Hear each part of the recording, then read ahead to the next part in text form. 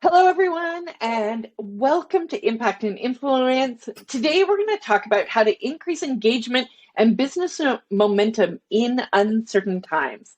I also have a special guest with me. I'm really excited to have Adrienne Miller here. She is the founder and CEO of Premier Business Coaching and Consulting. She partners with business leaders to show them how to work through complex problems, mental roadblocks to build successful organizations. She's a certified entrepreneurial business and leadership coach. She has a degree in business management and a master's in human resources and organizational development. Welcome, Adrienne, to today's episode. I'm excited to have you here. I'm excited to be here. Thank you for inviting me, Nancy. Awesome. And so my name is Nancy Michieli, for those of you who don't know, and I am a leadership communication coach. So I was an engineer turned coach after 25 years of working in the oil and gas industry. And now I am on a mission to create happy workplaces for people to enjoy showing up by helping leaders become better communicators with their teams. So today, Adrienne and I had met earlier this week to chat about an amazing topic, and we came up with this idea of how to increase engagement and business momentum in uncertain times. Lots of organizations are experiencing uncertain times, and as Adrienne is stepping into the world of coaching and business coach, maybe Adrienne, you can start with this concept of what led you to the idea of starting your business as a business coach? Well, interestingly enough, I wasn't looking towards certain times right now of uncertainty, but definitely during that time of COVID where I was witnessing many people just starting new companies and new businesses, and things were thriving because things were at home and we're in this totally different environment where everything is virtual. And I have a couple of friends who naturally just had to pivot from the medical field or other fields where, they were once essential, or where they had to come on site every day and their organizations shut down and closed their businesses, and they turned to new businesses. One person I know started making candles, and it actually just blew up. But towards the end of COVID, people were realizing that, I'm having to supplement my income by going back to work. I'm kind of slowing down on this business, but I really have a passion for it. And so I decided to just take a really deep look at the skills that I can offer and say, hey, there's a way that you can continue your business and continue to revitalize this business and build it up to scale. There are just many ways to do that people get a little bogged down or disappointed in, not moving forward. And just being able to lend a helping hand with coaching and moving past those roadblocks and going, okay, you know what? I can do this. I can have this business, or my business is, lacking a little bit. I can keep thriving when things are on a little bit of a downturn. And so, just helping those folks not to give up and quit right away. Yeah. Yeah. And I don't know that people recognize how much effort it is to start a business, right? To move into that. You get this little ball rolling, but how do you actually build it to a big enough business that's bringing in you enough income that you can potentially step away? As well, even big corporations, right? As you said, COVID was this weird, uncertain time of how do we show up? What do our leaders look like? How do we communicate online, right, in this transition? And people are going back and forth as well between this world of working at home to some companies going, nope, we want you back in the office, right? And this mixture Absolutely. of remote. And so it's uncertain for businesses. It's still uncertain for people and even small business leaders and entrepreneurs. So what are some of the ways that your company helps support business and entrepreneurs, especially with some of this uncertain activity? Right. So like I mentioned before, what I like to do is get with that business leader, and many of them are entrepreneurs, or, some of them are new, some of them have been around for a few years.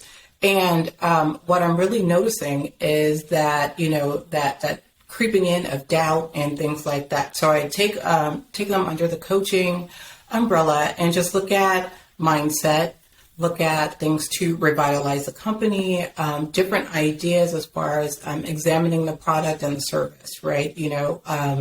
Is there anything more you can do? What little thing extra that you can add?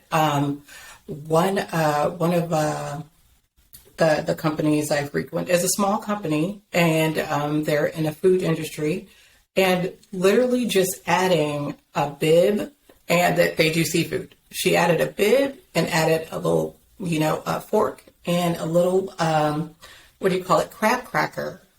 And it was one of those things that I never get this from anywhere, and she's this really small business and frequents the farmers markets a lot, so Thanks. Just really just taking a deep dive and deep look at, even small things along with big things like you and I are doing now, collaborating with other people, and figuring out other ways how to reach out. People really don't use social media as a business platform. There's hundreds and thousands that are doing it, but then there's some that really go, I'm really new to this. What other ways can I utilize, social media? So just looking at all those different areas of realizing the full potential, examining the product, the mindset, the communication, and just understanding how to reach their clients. So, those are some of the things we look at when we start coaching. Nice. So as you mentioned, right, you got into this concept of how communication, right? And communication is, in my opinion, one of the most powerful tools that we have, right? And there are so many different ways to communicate. And in uncertain times, communication is that one thing that if you can learn to do it really well, will help you move your company, your business. Doesn't matter how big it is or how small it is, right? When we can communicate better, we can actually start to have more influence, more impact, which is also why I call the show Impact and Influence, right? Is through this idea of communicating, right? We can have more impact, more influence. And so maybe what we can do is I'll have you take it from the small business perspective and I'll take it from the large corporate perspective. And we can talk more about how we can get engagement of people, whether it's employees in our small business or a big business, in relation to using communication. So what is maybe one strategy that you have seen or experienced in your career that you think is helpful for people to remind themselves of right now? First and foremost, I think especially in uncertain times, what's most important is being authentic and being consistent in your communication, and actually being, vulnerable in that communication, and just really keeping it real. What's really going on? Don't hide the truth. You can't say one thing's happening and then, I've experienced that as well. I think we were talking before, and I worked in Silicon Valley for a little bit and went through the huge layoffs after 9/11, right? And what happened was we ended up having to go through it twice. And it was detrimental because, you're looking at this, well, it wasn't a startup, but it was a small firm, a semiconductor firm. And it was just where it made such an impact to where they ended up having to do 2 layoffs. Going through one is also already like a huge mental stress. And then having to do a second cut. Right. So it's, you look back and you look at it and things like that and go, why weren't you really honest with what was going on in the first place? Right. Did you really think that we were going to survive with, instead of cutting 80 people right off the top, you did 40 and then put everybody through this huge mental stress the second time. Right. So be honest with what's happening, what's going on in the business during the uncertain times. And, and sometimes I feel like communicating that you can get feedback from, even a small business, as far as, one company I know, it's 100% family owned, but there's at least 5 people that work in the putting the business together. everybody needs to know what's happening and be on the same page. And I think, first and foremost, that's the biggest thing. Yeah, and I have been through companies that have downsized, and even COVID, right? One of my roles when we came to COVID is I remember the day that I got a call from the oil company that I was running a major project with. And they were like, Nancy, we have to get everybody off site. And I went from having this great big team to being able to go out and have a conversation with each of them and say, you know what? I'm sorry. I don't know what is going to happen. Right. At that time, it was like, oh, this is only 2 weeks, right? Which turned into 2 years. Right. But it was going out, and some of those guys were easier to work with because they were electricians. And so there was a lot of work. Still, they were used to this constant unionized of they come in, do a project, and then go back to the union hall and then get dissipated out to other companies. So for them, it wasn't such a big shock.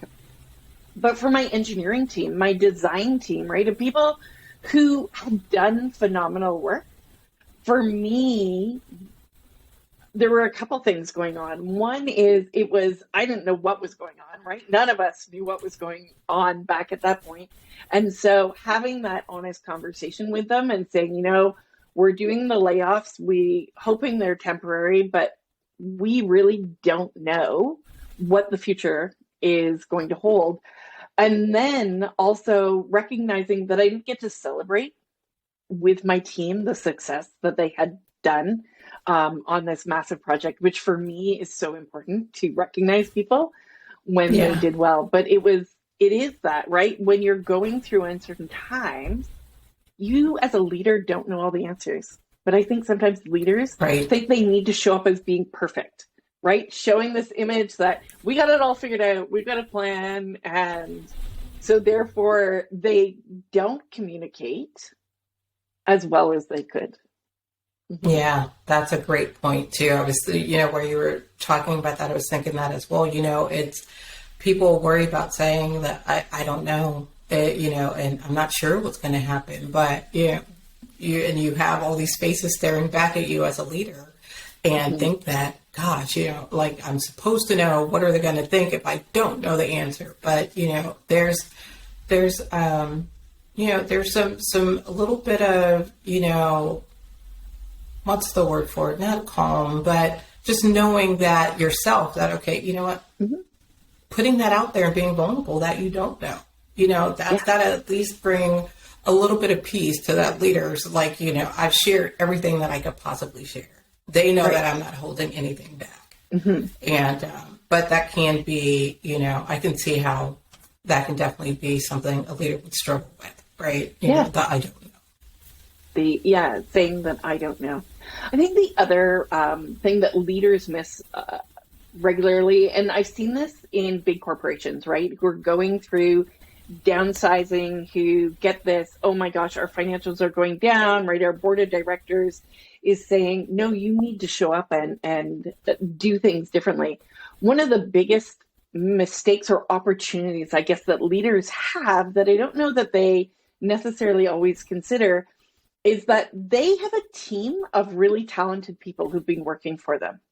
And sometimes when you show up as vulnerable and say, I don't know, let's sit down and brainstorm, your team may be able to come up with the solutions that you don't have. You have to be willing to be open and communicate and build that relationship of team building. What is your thoughts around that concept? Around team building? Well, around during a downflow, like engaging your team even more to provide some of the solutions or suggestions. Yeah, absolutely. And I think during the pandemic, that it was a huge opportunity for that, and probably many missed opportunities during that time for that, because everyone was home and, isolated, and instead of a lot of reaching out saying, okay, you know what, how are we going to go from here to do this? It was And granted, the anxiety and the fear and the panic set in and kind of everything, right?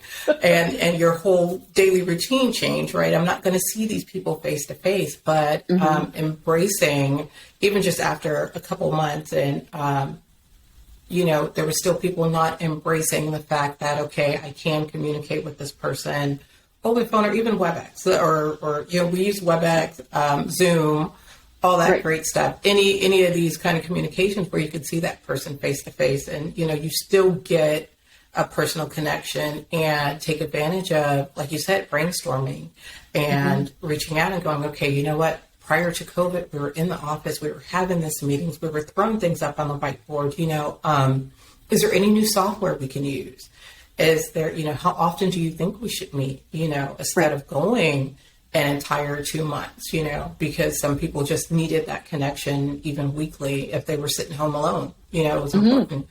And so instead of missing those opportunities, I think it's important to keep that engagement anywhere you can. If you are on site, great. Some people hate a weekly meeting. I know some groups meet, in the morning for 10 minutes every day, but, trying to keep that set schedule as much as you can, even if you just say, okay, you know what, we're going to check in today. How's the project going? How is, if you don't have anything to discuss, give the people their time back. 30 minutes, 15 minutes. And, that's important to people too, right? Everybody's picking up and getting completely busy right now. So it's like, then take that 15 minutes even to, instead of just going, oh, I don't have anything new or I don't have anything to discuss today, and just do a check-in, do a personal check-in. Yeah. How's everything going? What's on your desk? I think it's important just to maintain, as a leader, that connection of communication on all levels, right? Business and not necessarily personal. I know people who don't want personal relationships at work, but at least enough to where, I can, if I am having a problem and Nancy calls me and, we don't have anything specific to discuss, but you know what? I'm going to share with you today that, I'm struggling with this proposal or what have you, because we've built that rapport and I'm comfortable enough to share it with you. Yeah. And I think that the word rapport, you just used the word rapport. I think that's really important for leaders to develop and realize that different people have different ways of building rapport, right? And different levels. Because as you said, right, you have some who don't want to share things emotionally and others who are more quiet. And as a leader, one of those skills, whether you've got a big business or maybe you just have a business of 2 or 3 of you, or maybe it's even with like your spouse, right? Is like, how do you want to build rapport? We can get into that. But how do you build rapport, right? How do you make an effort as a leader, as a business owner, to build rapport with your team, with your clients, with people both in and your suppliers, right? So that you can get through this uncertain time. And so I think rapport building is a really critical skill for all leaders and business owners to have, regardless of the size of your business, regardless of where you work, whether you're at home or in the office. Like, rapport building is probably one of the most powerful tools that you can have as a leader to engage people and gain business momentum. Absolutely. I think that I was going to ask you where you were speaking of that, because I know you work with, you're working with higher level leaders, and what type of tools do you use for that, or what advice would you give to some of those leaders who need to build rapport with their organization or their during their leadership? So for me, I do a few different perspectives. The one that I find is the most powerful is I teach something known as the process communication model, which was developed by Dr. Tabby Kaler in collaboration with NASA. Because unlike you and I, right, at the end of the day, we can go home, But when you're in a spaceship, right, I can imagine that at the end of the day, it's like there is Oh no my real gosh, end of the yeah. day, right? And being able to build communication also between like the space station or the rocket ship as it's going up and the ground and Earth, right? There's a lot of different techniques. And so I really love the process communication model because one of the things it does is it helps leaders identify two different things with people. It helps them identify their preferred way of communicating. So it helps them go, okay, I need to communicate more emotionally with this person, or this person is just wants direct feedback and information. Mm-hmm. And so it teaches leaders how to adapt that style. But the other thing that's really cool about it is it teaches leaders how to identify distress patterns in their team Huh. and in themselves so that they can understand, right? We hear a lot about people who micromanage or people who are pleasers, right? And so it helps you identify which distress pattern each of your team members have and how you can offer them suggestions and actions in their day to help them Ah. get out of that. And when you do, you start to understand what motivates that person and what engages them to move forward. And so as a leader, I think it's probably one of the best tools that I've actually experienced and seen in that process. Mm-hmm. Yeah, What about I you? haven't taken that one. That's good to know. Yeah, yeah, it's really cool, and I'm actually going to be facilitating a training of that in October, which I'm excited to be hosting. But the leaders that I work with who take it really start to notice even improvement among their team communication, Hmm. where drama and conflict comes up. They notice that helps reduce that as well when their Wow. team can start to recognize, oh, this person, I need to treat them this way. Yeah. Yeah, Wow, that's yeah, great. yeah. That is So, what's an great. example of a tool or something that you have used in the past to help leaders communicate better, or that you'd like in relation to communication? So I like to help leaders learn just the basic concepts of coaching, Mm-hmm. right? Yeah. So engaging in that more of a asking, Mm-hmm. inquiry and appreciative inquiry of what they're doing, right? Try to steer near, stay close to the positive aspects of what happened or what positivity you can bring to that, as well as just going through asking the questions of, what's the situation right now? That soccer model of, what outcome are you expecting and what consequences are would you go through if you don't make a change, or what are you looking forward to happening when you do go through this change? And I, when I work with the leaders, that's what I tend to go through, right? That model of helping them communicate with them, because many times they don't know what questions to ask, or it's just really cut off short, or they go straight into advising, right? Right.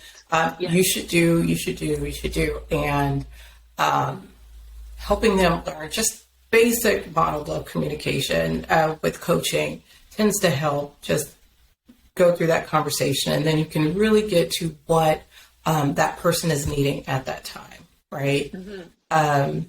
Yeah, and I also feel like many times it's a way to let that, on top of building the rapport, right? You're letting that person know that we can communicate, we can talk, and your ideas are valued, right? Because in coaching, you're really pulling out from that person, helping them think of their ideas, and and most people follow.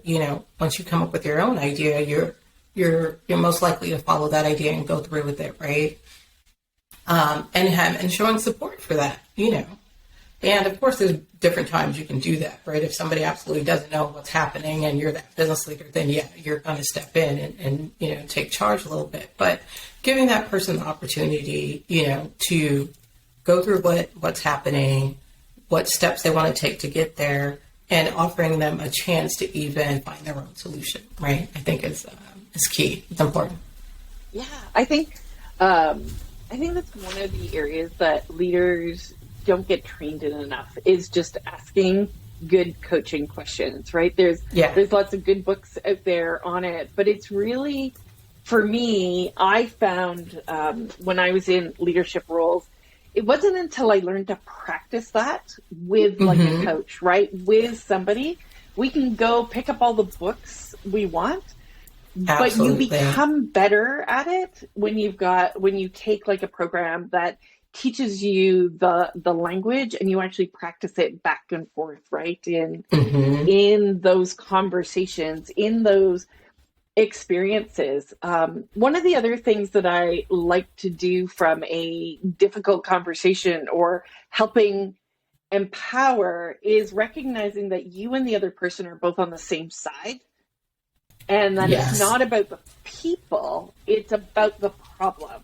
right? And so how can you work together, right, to brainstorm those solutions and to facilitate, as a leader, those ideas out of your team, whether that's one person or it's a bigger group, right? And I think when you can start to facilitate your team by using good coaching questions, by asking them really inspiring questions, and sometimes as a leader stepping back and just allowing their ideas to shine, you can really build momentum, right? You can build new ideas, suggestions for your business to move it forward. And during uncertain times, I always believe that our team is the solution to the answer. Great point. That's a great point. And you're right. You're right. Because they want, instead of sitting there in silence and not knowing what's happening, I think continuing that engagement and having people offer up those ideas, it's helpful, right? You continue your momentum, you continue, the synergy between the team, and just, you're not just sitting out there on an island waiting for something to happen to you, right? It's that you're being responsive to the situation. Yeah. And I think one of the best benefits for a leader when they are willing to facilitate and engage their team, they start to build trust in that team. They start to build opportunities where you could take a day off and your team is going to show up and perform really well, right? Or you can go on vacation and you can take your phone and be like, okay, I can put this away because I know my team is going to show up and make the right decisions and move our business in the right space because they have developed that trust. They have developed that really incredible ability to communicate, to collaborate, right? To do those things. And so as a leader, not only do they start to trust you, you start to develop more of a trust for them. And you can take sometimes the weight off of your shoulder and share it and help lift it to a place of success. Absolutely.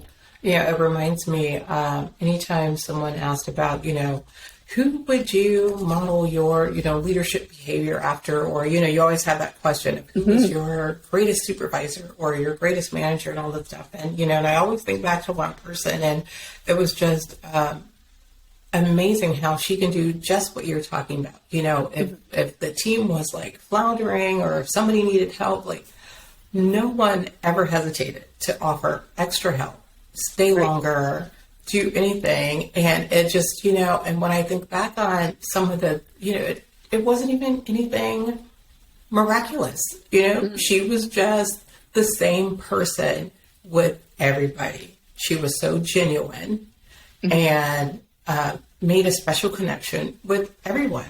You knew her door was always open.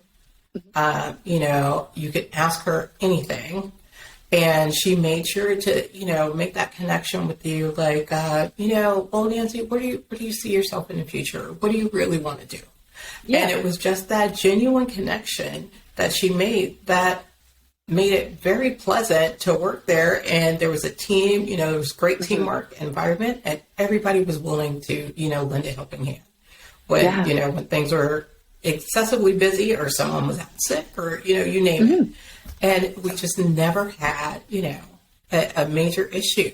It was just, and it's funny because you think now, you're like, how did she do it? There really wasn't anything miraculous besides communicating and making that connection, Yeah. And it's so important as companies are trying to figure out what to do, where to go forward, how to grow, how to build momentum. It is connection with your team. It's connection and communicating are really the keys to success. And I am so grateful to have worked for a really good manager. He was my first one of my professional career. And we were able as a company, as a group, right, to do some really incredible things. And to be honest with you, our unit that we were working in back then was on the chopping block. But he always showed up with this energy, right, and inspired us as a team to come up with ideas and solutions. And we ended up being the unit that was saved because he led through the team. He figured out how to really encourage us, to motivate us, and to support us. And that company was linked to a German company. And so if he went to Germany, he'd be like, Nancy, you're in charge. I trust you. Make the decision. And when he came back, if the decision was something that he didn't agree with, he coached me through why he would have done it differently, but he never ever made me feel that my decision was wrong. And he supported the decision I made. And that was like an incredible perspective. It was incredible. That's an incredible feeling for somebody. Yeah. And I look at companies right at the moment who one of their big uncertain things is employees moving, right? We started this conversation, right, of people building their own businesses and saying, no, I want to do my own thing. Yeah. Or employees going, you know what, I want to work at home. I don't want to work in the office. Or even employees who are just changing and quitting because, and the reality is leadership and your ability to communicate and connect with the individuals is really what will keep them there, will keep them motivated and keep them performing at the top of their game.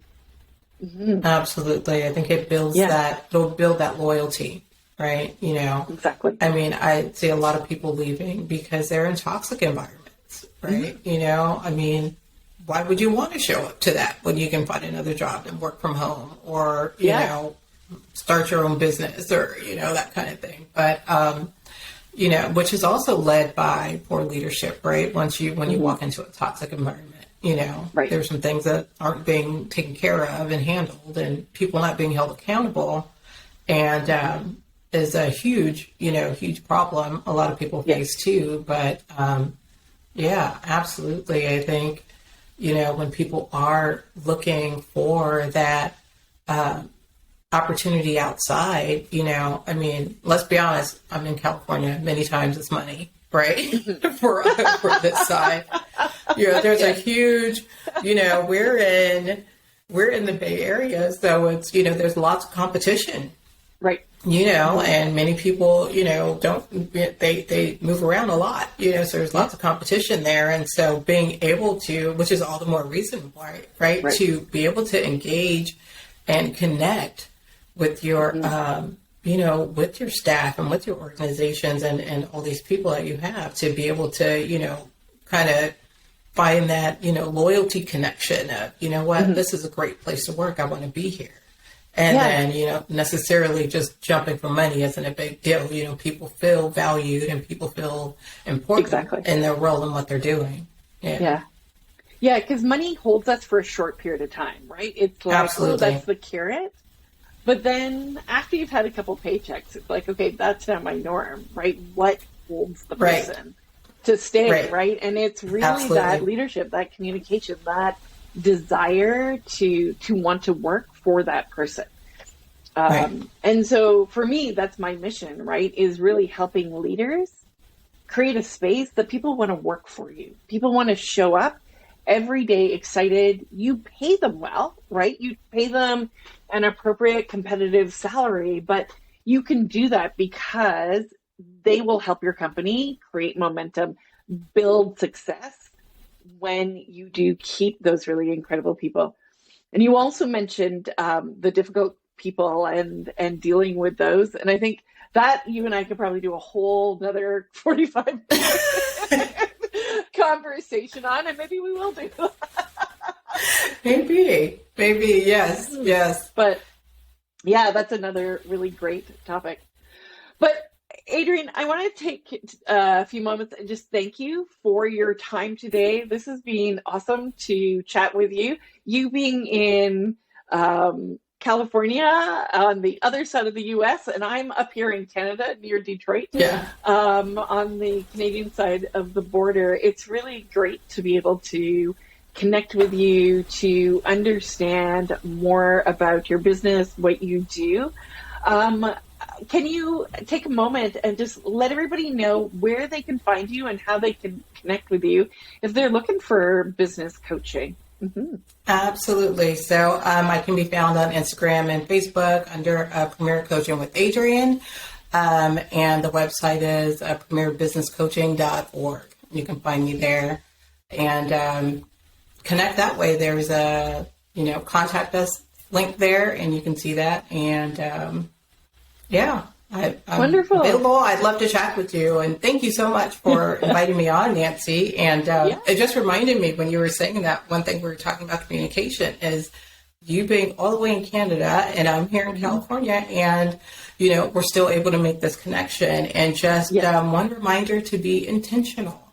Be intentional about connecting with your staff, with your coworkers, with your co-owners, and building a successful relationship that way as well. Yeah. Awesome. I love that.